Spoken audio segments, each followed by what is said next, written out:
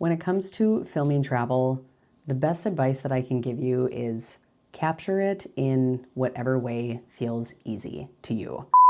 Okay. Hey everyone, welcome back to the channel. Thank you so much for being here. I just got back from a 9-day trip to Greece. It was absolutely amazing. I was hired to film a retreat. I brought 5 different cameras to capture this trip. It's not as intense as it sounds. In this video, I'm going to take you through all of the 5 cameras that I brought and when and why I use them in those situations. I'm hoping this video could really be helpful for anybody who is starting to document their travels.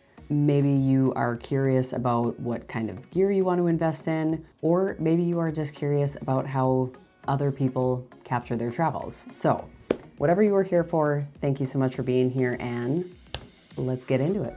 Okay, so the main camera that I brought is actually the one that I'm filming on, which is my Canon R5, and my 24 to 70 millimeter basically lived on it. I did also bring my 70 to 200. During the retreat, I am filming these sort of coaching sessions, and I'm filming these really like intimate moments that are happening between like a coach and one of her students. So a lot of the times it's nice to have something where I can get some good close-ups, but I don't have to necessarily be really in the action, because I try to obviously be as discreet as possible and just try to keep the moments as organic as possible. So that's where this thing comes into play. I also brought my Osmo Pocket 3.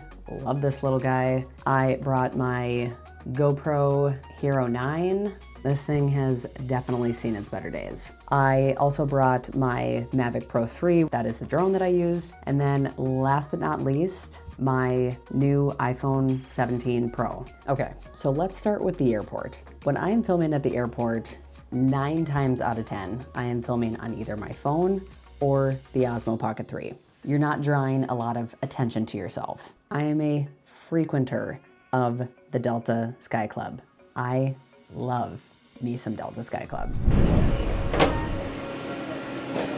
Delta Sky Club could be one of my favorite parts about traveling. And so if I am ever doing any videos in there or taking some footage, it's just nice to be able to walk around. I was showing you guys some of the food that they have in there and just the whole ambiance of the place. So if I am in a location that I just either don't have the time, the capacity, or I just don't want to draw a lot of attention to myself, like the Delta Sky Club, I will use either my phone or my Osmo Pocket 3. And for the flight, 99% of the time using my phone. The phone is just what I have in my little carrying case, and it's just the most convenient thing. So day 1, starting off with our travels, we went from Minneapolis, Minnesota, from where I am located, had a little bit of a layover in Amsterdam, and then flew to Athens. Here's a quick travel tip when it comes to Athens, Greece. You only need 1 day there. If I am gonna be walking around and I wanna have my R5 with me, I will just take my Peter McKinnon sling bag instead of taking my entire camera bag, just because it's bulky, it's heavy, it's just kind of a lot to carry around all day. I will link whatever one I have in the description below. It's a good explorer day bag. So we probably spent about 5 or 6 hours in Athens. We left the airport and then we actually went back to the airport and got on another flight. It was about a 55-minute flight to, I'm going to butcher all of these names, so I am also going to place them right down here below, because I am probably saying them wrong.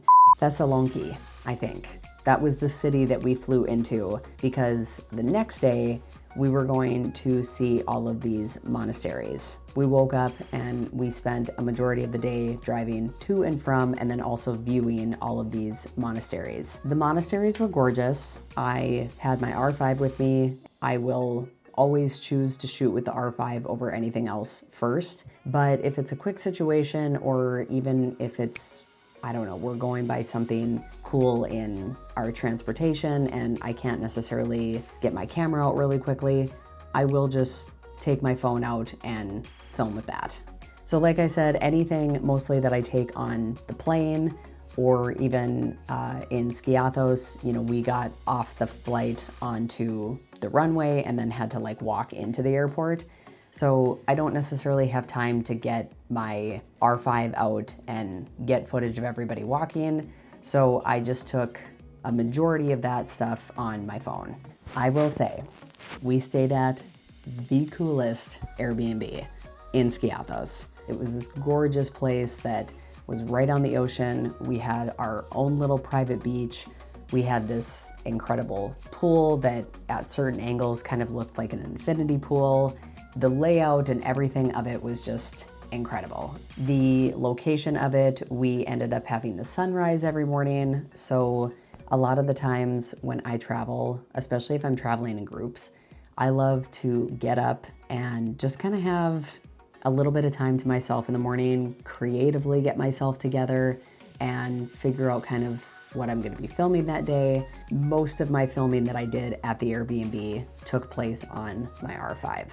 So the first full 2 days at the Airbnb, we were essentially just at the Airbnb. We were doing some group coaching. We would take some walks in the morning on the beach. We had all of our meals there and everything. And I mean, it was a gorgeous place to be. So I think everybody was very happy and thrilled to just be in one place and put our feet up. I flew my drone a lot at the Airbnb and I really tried to cover kind of all parts of the day. I flew it at sunrise one of the mornings. I flew it when the girls were taking the walks on the beach one day, and that was kind of more like mid-morning, almost afternoon. I use it as filler footage. I use it as an opening shot. Drone footage just makes everything better. The third day was probably my favorite. That was the day that we rented this yacht and just spent all day on the Aegean Sea. I think I'm saying that right too, but again, it'll be right here. For the yacht, I actually brought all of my cameras. For a majority of the footage, I used my R5. I used my GoPro. Me and one of the gals jumped off the boat into the water, which was just so freaking amazing. So I used my GoPro for that. I got a ton of great footage with my drone, and I also used my phone for a lot of that stuff. We're dropped off in this little Skiathos town that was so cute, so charming. We actually walked from there to the restaurant that we ate at that night, which was called Placas. And that was also right on the water. I mean, we sat pretty high up, but that was absolutely gorgeous. The views were amazing. The food was great. When we were at the restaurant, I don't even think I brought out my Osmo Pocket 3. I think I just got a couple of shots on my phone. The restaurant was pretty small and intimate. We were sitting outside, but there wasn't a ton of room and a ton of tables. Just really trying to be discreet and also just trying to be respectful to everybody. When it comes to filming travel, the best advice that I can give you is capture it in whatever way feels easy to you. When things feel hard, we tend to not do them as much. So if lugging around a big camera feels hard to you, then maybe the Osmo Pocket 3 or your phone is a better option. If you don't mind taking around a big camera, then maybe that is the way to go. I hope this video is helpful. Please leave any comments or questions in the comment section down below. Thank you so much for being here, and I will see you in the next video.